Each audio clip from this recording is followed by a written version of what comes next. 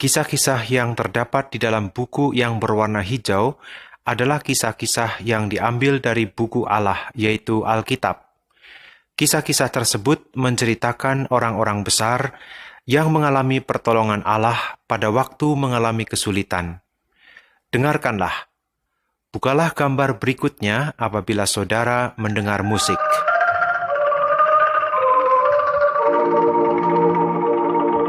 Gambar 1. Naaman mengunjungi rumah Elisa. Elisa adalah nabi atau guru Allah yang besar di Israel. Suatu hari, seseorang yang bernama Naaman datang ke rumahnya. Dia adalah panglima tentara Syria, dan Syria adalah musuh Israel. Naaman adalah seorang yang gagah berani dan berkuasa, tetapi ia berpenyakit kusta. Ia datang ke Israel karena ia mendengar bahwa Elisa dapat menyembuhkan penyakitnya. Tetapi Elisa sama sekali tidak mau keluar rumah untuk menyambutnya.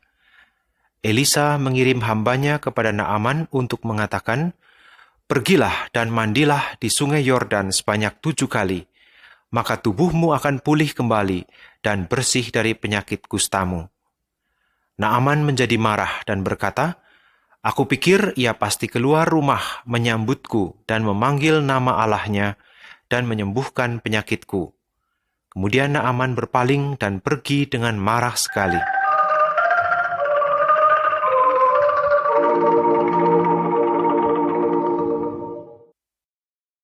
Gambar 2. Naaman di dalam sungai. Pegawai-pegawai Naaman memohon agar Naaman reda dari kemarahannya dan tidak mempertahankan harga dirinya. Mereka membujuk dia untuk mentaati perintah Elisa yang mudah itu. Maka Naaman turun ke sungai Yordan dan membersihkan dirinya sebanyak 7 kali. Lihatlah pada gambar. Naaman kelihatan gembira sekali. Ia telah sembuh sama sekali dari penyakit kustanya. Elisa tidak takut terhadap siapapun karena ia percaya kepada Allah yang Maha Besar. Ia mengetahui bahwa Allahnya dapat melakukan apa saja, dan ia mengetahui bahwa manusia harus mentaati Allah agar dapat diselamatkan dari kesulitan-kesulitan mereka.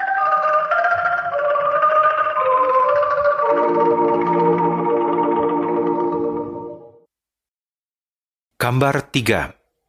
Elisa dan tentara Allah. Setiap kali tentara Syria datang untuk menyerang Israel, Allah memberitahu Elisa. Elisa memperingatkan Raja Israel tentang bahaya serangan dari Syria, sehingga dengan demikian Syria tidak dapat mengalahkan Israel. Raja Syria berkata kepada prajurit-prajuritnya, "Pergilah dan carilah di mana Elisa berada, supaya aku dapat menangkap dia." Suatu hari ketika masih pagi sekali, Elisa dan pembantunya keluar rumah dan melihat tentara Syria datang untuk menangkap dia. Pembantu itu berteriak, "Tuanku, apa yang harus kita perbuat?" Elisa berkata, "Jangan takut, karena yang menyertai kita lebih banyak daripada yang menyertai mereka." Kemudian pembantu itu melihat kuda-kuda dan kereta-kereta berapi mengelilingi mereka. Itu adalah tentara Allah yang dikirim untuk melindungi mereka.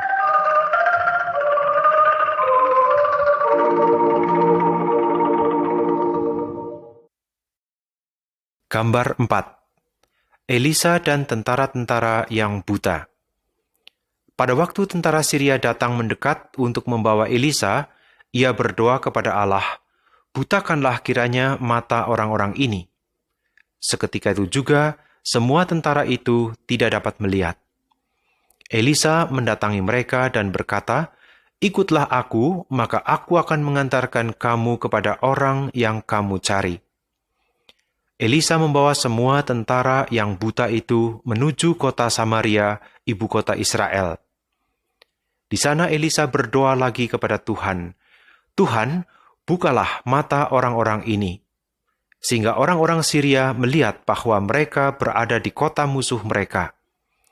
Raja Israel mau membunuh mereka, tetapi Elisa berkata, "Berikan kepada mereka makanan dan minuman, lalu biarkanlah mereka pulang." Saudara-saudara, Allah Elisa lebih besar daripada semua musuh kita. Kita tidak perlu menuntut pembalasan apabila kita percaya kepadanya.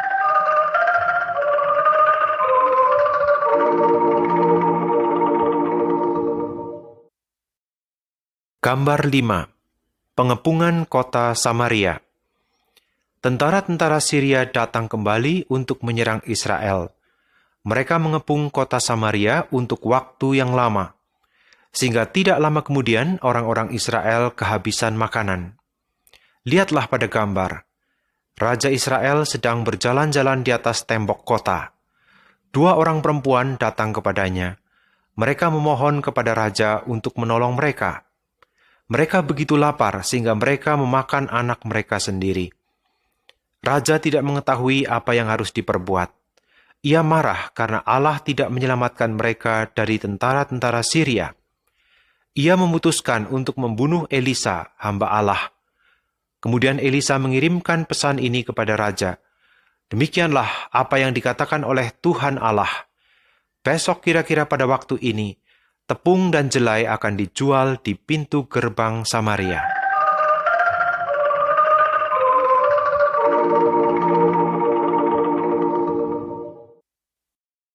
Gambar 6. 4 orang kusta. Pada waktu itu ada 4 orang yang sedang duduk dekat pintu gerbang Samaria. Mereka semua menderita sakit kusta. Mereka berkata satu kepada yang lainnya, "Mengapa kita duduk-duduk saja di sini sampai mati? Marilah kita pergi ke tempat perkemahan tentara Syria."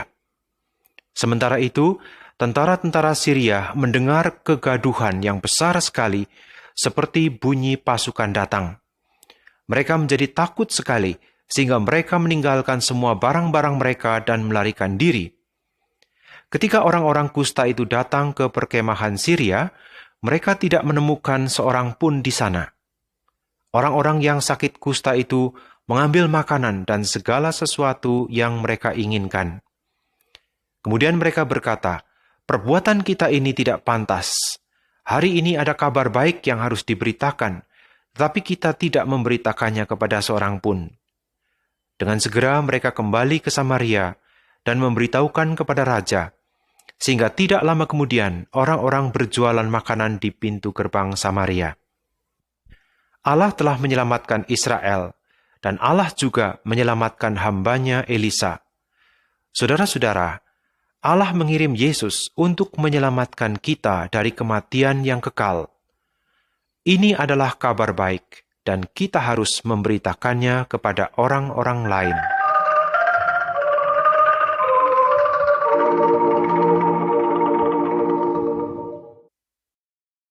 Gambar 7.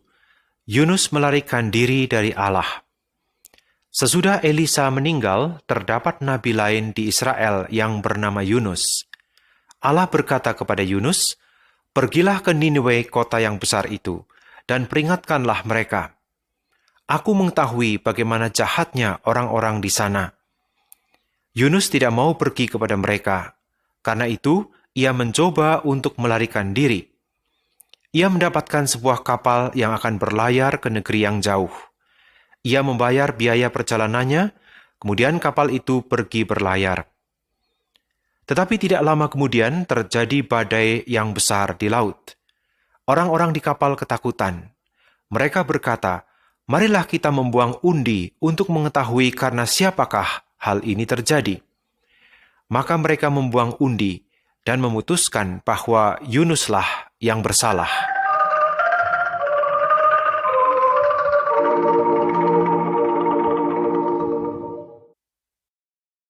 Gambar 8. Yunus dan ikan besar. Pelaut-pelaut berkata kepada Yunus, "Apa yang telah engkau perbuat?" Yunus mengatakan kepada mereka bahwa ia melarikan diri dari Allah. Mereka berkata kepadanya, "Apa yang harus kami perbuat terhadapmu supaya laut ini reda kembali?" Yunus menjawab, "Lemparkanlah aku ke dalam laut, sebab aku tahu karena kesalahankulah badai besar ini menyerang kita." Orang-orang tersebut tidak mau membunuh Yunus, tetapi badai makin memburuk. Karena itu mereka mengangkat Yunus dari kapal dan melemparkannya ke dalam laut. Meskipun demikian, Yunus tidak mati. Lihatlah pada gambar. Seekor ikan yang besar menelan Yunus. Ia hidup dan tinggal dalam perut ikan selama 3 hari. Kemudian ikan itu memuntahkan Yunus keluar ke atas daratan.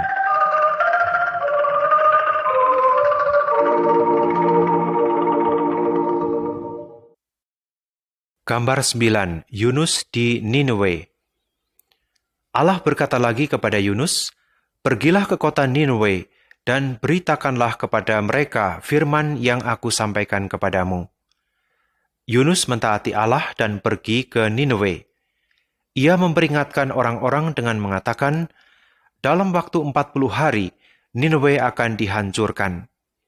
Raja dan semua orang berseru kepada Allah, memohon supaya mereka diselamatkan. Mereka bertobat dari kehidupan mereka yang jahat. Karena itu Allah memutuskan untuk tidak membinasakan mereka. Saudara-saudara, kita semua seperti Yunus dan orang-orang Nineveh itu.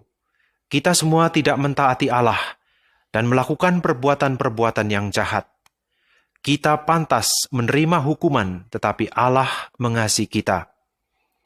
Ia mengirimkan Yesus untuk memperingatkan kita supaya kita berpaling dari kejahatan. Yesus mati untuk menyelamatkan kita. Ia berada di dalam kubur selama 3 hari, seperti Yunus berada dalam perut ikan selama 3 hari. Kemudian, Yesus bangkit kembali dari kematian. Sekarang ia dapat memberikan hidup yang kekal kepada semua orang yang mau berpaling dari dosa dan kejahatan mereka dan mengikuti jalannya.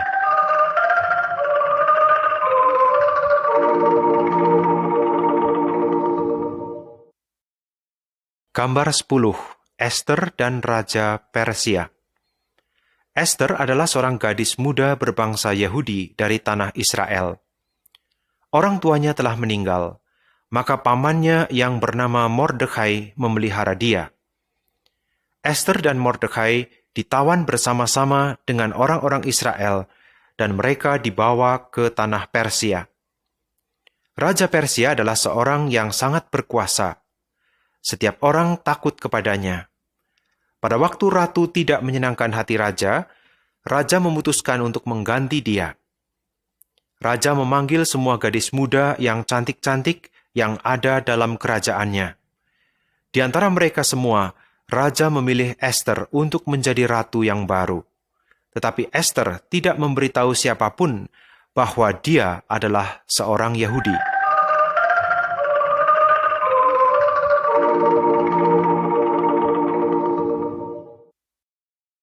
Gambar 11. Mordekhai menolak untuk menyembah sujud. Haman adalah orang penting di Persia. Semua orang harus sujud kepadanya apabila ia lewat. Mordekhai hanya mau menyembah satu-satunya Allah yang benar. Jadi ia menolak untuk sujud menyembah Haman. Haman menjadi marah. Ia memutuskan untuk membalas dendam kepada Mordekhai. Suatu hari ia berkata kepada raja, orang-orang Yahudi tidak memegang peraturan-peraturan raja. Hendaklah dikeluarkan perintah untuk membinasakan mereka. Haman memberi uang kepada raja agar raja mengabulkan permohonannya. Haman memberitahu kepada orang-orang bahwa pada hari yang sudah ditentukan, mereka harus membunuh semua orang Yahudi. Haman sendiri membuat tiang gantungan untuk menggantung Mordekhai. Mordekhai memberitahu Ester bahwa ia harus pergi menghadap raja untuk membela bangsanya. Tetapi Ester berkata, apabila seorang menghadap raja tanpa dipanggil raja, maka ia pasti dihukum mati. Lalu Ester meminta orang-orang Yahudi untuk berdoa baginya. Kemudian ia berkata, aku akan menghadap raja. Kalau aku terpaksa mati, biarlah aku mati.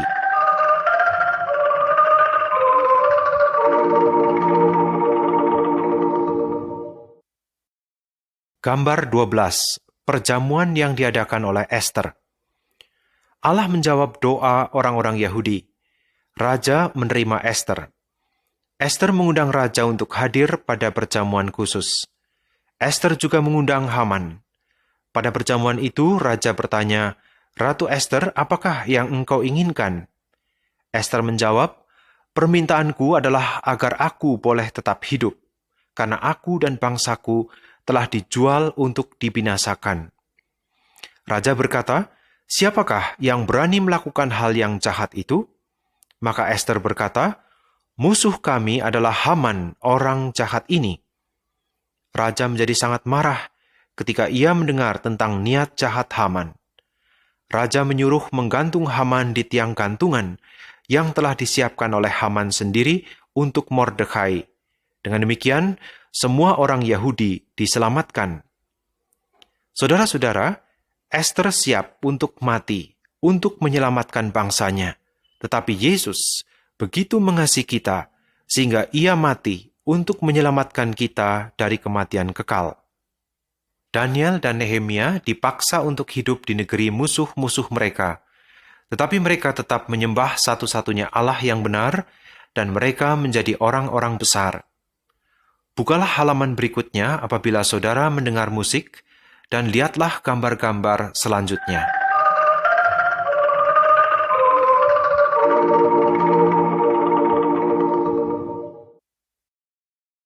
Gambar 13. Daniel dan saudara-saudaranya. Gambar ini memperlihatkan Daniel dan ketiga temannya. Mereka adalah orang-orang Yahudi.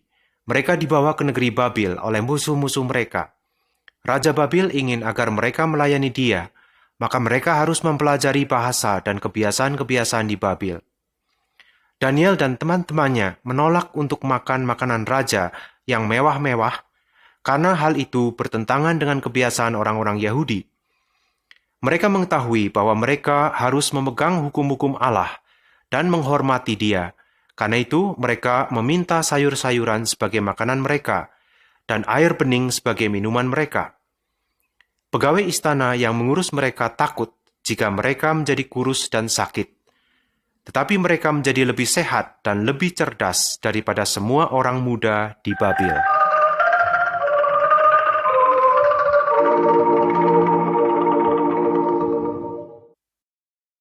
Gambar 14. Daniel dan Raja Babil. Raja Babil bermimpi, tetapi ia tidak dapat mengingat mimpinya itu. Ia meminta orang-orang bijaksana untuk memberitahukannya segala sesuatu tentang mimpinya itu. Tidak ada seorang pun yang dapat memberitahukannya. Karena itu, Raja memutuskan untuk membunuh mereka semua. Daniel dan teman-temannya berdoa kepada Allah, dan Allah menyatakan kepada Daniel mimpi raja itu. Daniel menghadap raja dan berkata, "Allah yang di surga yang menyingkapkan hal-hal yang tidak terduga dan tersembunyi. Allah yang maha besar itu memberitahu raja tentang apa yang akan terjadi pada masa mendatang." Dalam mimpi itu, raja melihat semua kerajaan dunia. Kemudian raja melihat sebuah kerajaan yang paling besar yang menghancurkan kerajaan-kerajaan lainnya. Kerajaan itu adalah kerajaan Allah yang kekal sampai selama-lamanya. Raja senang sekali kepada Daniel. Orang-orang bijaksana diselamatkan, dan Daniel menjadi penguasa atas seluruh wilayah Babil.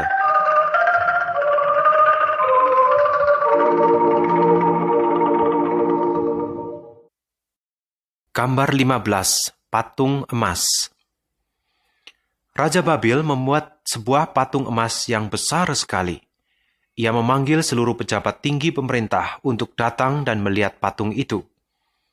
Seorang pegawai raja memberikan perintah kepada orang-orang, katanya, "Bila kalian mendengar suara bunyi-bunyian musik, kalian harus sujud menyembah patung emas itu. Barang siapa yang tidak sujud menyembah, akan dilemparkan ke dalam perapian yang menyala-nyala." Teman-teman Daniel, yaitu Sadrah, Mesah, dan Abednego, menolak untuk menyembah patung itu. Mereka hanya menyembah Allah. Beberapa orang menghadap raja dan berkata, "Ada beberapa orang Yahudi yang tidak mentaati tuanku. Mereka tidak beribadah kepada dewa-dewa tuanku, dan juga tidak menyembah kepada patung emas itu."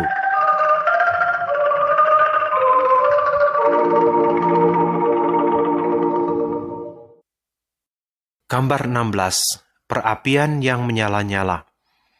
Raja meminta Sadrah, Mesah, dan Abednego datang menghadap. Ia berkata kepada mereka, "Jika kalian tidak menyembah patung emas itu, kalian akan dilemparkan ke dalam perapian yang menyala-nyala. Dewa manakah yang dapat melepaskan kamu?" Lalu mereka menjawab raja, "Allah yang kami sembah sanggup melepaskan kami. Tetapi seandainya ia tidak melepaskan kami, kami tidak akan menyembah patung emas itu." Maka Sadrah, Mesah, dan Abednego dilemparkan ke dalam perapian yang menyala-nyala. Tetapi tidak lama kemudian raja berseru, "Lihat, aku melihat 4 orang berjalan-jalan di tengah-tengah api itu, dan yang keempat rupanya seperti anak Allah." Ketika ketiga orang itu keluar dari api, mereka sama sekali tidak terbakar. Raja berkata, "Allahnya Sadrah, Mesah, dan Abednego telah mengutus malaikatnya dan melepaskan hamba-hambanya. Tidak ada Allah lain yang dapat menyelamatkan dengan cara yang demikian."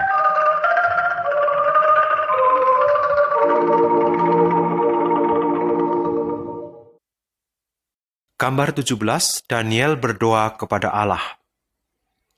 Daniel mempunyai kuasa yang sangat besar di negeri itu. Pejabat-pejabat yang lain merasa iri terhadap Daniel. Mereka tidak dapat menemukan kesalahan apapun dalam diri Daniel, karena Daniel setia kepada raja. Lalu musuh-musuh Daniel pergi menghadap raja dan berkata, "Raja harus mengeluarkan sebuah perintah yang menetapkan bahwa barang siapa yang menyampaikan permohonan kepada salah satu dewa atau manusia, kecuali kepada Tuanku, ya Raja, maka ia akan dilemparkan ke dalam gua singa." Raja setuju dengan usul orang-orang itu, dan ia mengeluarkan perintah yang baru. Daniel mendengar peraturan raja yang baru itu, tetapi ia tetap berdoa kepada Allah, sebagaimana yang dilakukannya setiap hari. Ketika musuh-musuhnya melihat Daniel berdoa, mereka pergi menghadap raja dan berkata, "Daniel tidak mentaati hukum yang telah engkau buat."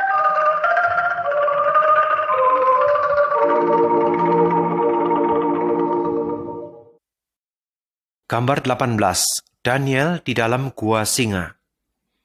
Raja tidak menginginkan Daniel mati dalam gua singa, tetapi ia tidak dapat mengubah hukum itu. Karena itu Daniel dilemparkan kepada singa-singa. Esok harinya ketika masih pagi sekali, raja bergegas pergi ke gua singa dan berseru kepada Daniel, "Daniel, apakah Allahmu sanggup melepaskan engkau dari singa-singa itu?" Lalu Daniel menjawab, "Allahku telah mengutus malaikatnya, dan ia mengatupkan mulut singa-singa itu." Raja sangat bersukacita. Daniel dikeluarkan dari dalam gua singa itu.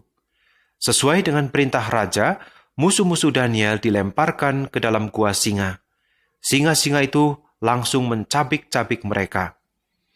Saudara-saudara, kita tidak perlu takut terhadap apa yang dapat dilakukan oleh orang lain kepada kita. Bahkan, jika manusia membunuh kita, kita masih memiliki harapan, karena Yesus datang dari Allah untuk memberikan kepada kita kehidupan setelah kematian.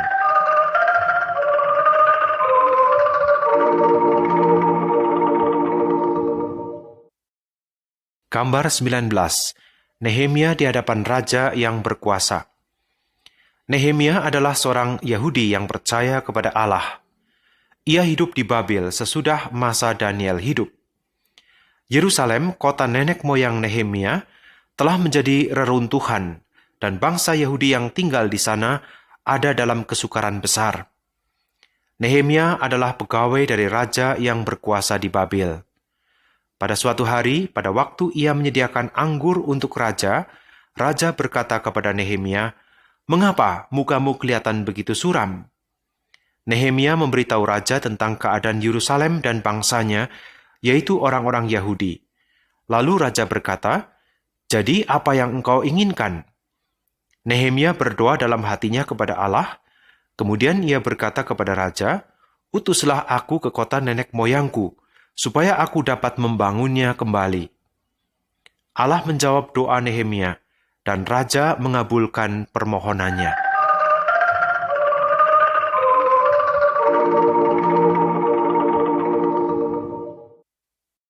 Gambar 20, Nehemia menyelidiki kota yang runtuh itu. Raja memberikan Nehemia bahan-bahan bangunan dan orang-orang untuk menolongnya. Mereka dengan sepenuh hati pergi ke Yerusalem. Musuh-musuh orang Yahudi mendengar tentang Nehemia. Mereka menjadi marah. Mereka tidak menginginkan ada orang yang mau menolong orang-orang Israel. Nehemia tidak takut terhadap mereka. Nehemia ingin menyelidiki Yerusalem. Ia pergi mengelilingi tembok-tembok kota yang telah runtuh. Ia pergi pada malam hari, sehingga tidak ada seorang pun yang mengetahui apa yang dikerjakannya. Keesokan pagi harinya, Nehemia memanggil orang-orang Yahudi dan berkata, "Mari kita bangun kembali tembok Yerusalem, supaya kita tidak lagi menderita karena dipermalukan." Ia memberitahukan kepada mereka bahwa Allah menyertai dia. Mereka tidak boleh takut terhadap musuh-musuh mereka.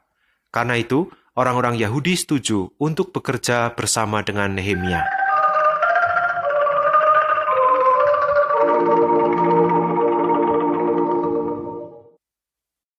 Gambar 21, membangun tembok. Lihatlah pada gambar, orang-orang Yahudi mulai bekerja.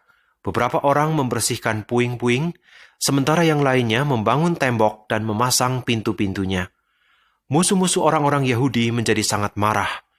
Mereka mengancam akan membunuh orang-orang Yahudi pada waktu mereka bekerja. Maka Nehemia berdoa kembali kepada Allah. Ia memerlukan Allah untuk menunjukkan apa yang harus dilakukannya. Kemudian ia menempatkan orang-orang yang bersenjata pada tembok-tembok untuk menjaga orang-orang yang bekerja. Setiap orang membawa senjata dan siap sedia untuk berperang. Musuh-musuh tidak dapat membunuh Nehemia atau orang-orang Yahudi, sehingga pekerjaan berlangsung terus, dan hanya dalam waktu 52 hari, tembok selesai dibangun.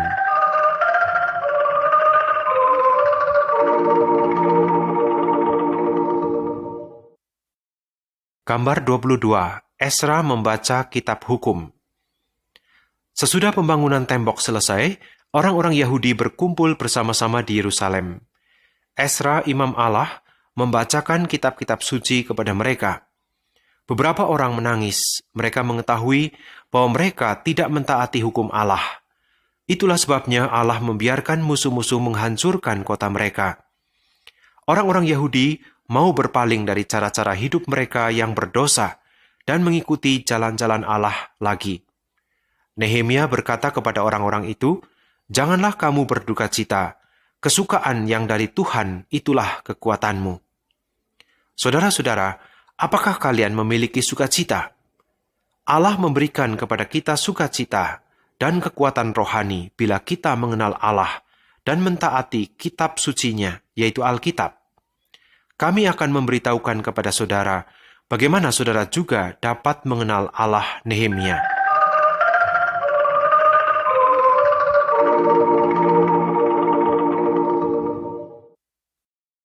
Gambar 23, Yesus disalib. Hanya ada satu jalan untuk mengenal Allah.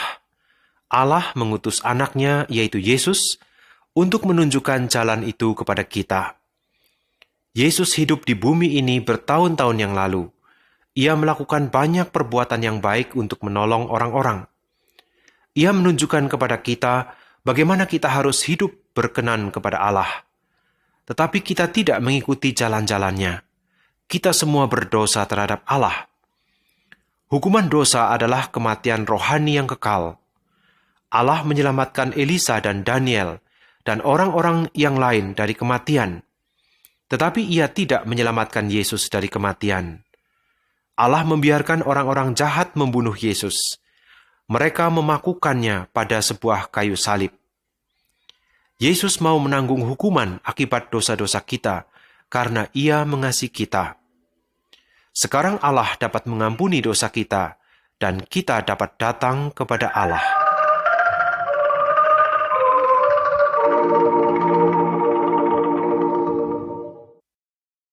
Gambar 24. Yesus menunjukkan jalan menuju hidup yang kekal. Saudara-saudara, kehidupan adalah seperti perjalanan yang menuju maut. Setiap orang telah hidup tidak berkenan kepada Allah. Kita semua berada pada jalan iblis yang lebar. Jalan itu menuju penghukuman yang kekal setelah kematian.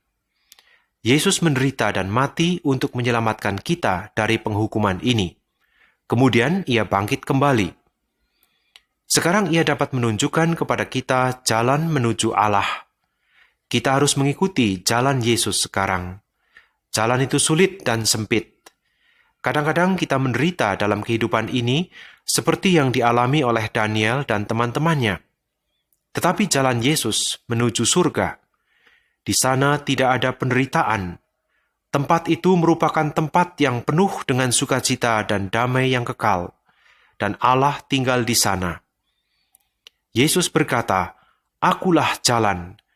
Tidak ada seorang pun yang datang kepada Bapa atau Allah kalau tidak melalui aku." Karena itu, berdoalah kepada Yesus sekarang. Mintalah kepada Dia agar Dia menunjukkan kepada saudara jalan menuju Allah.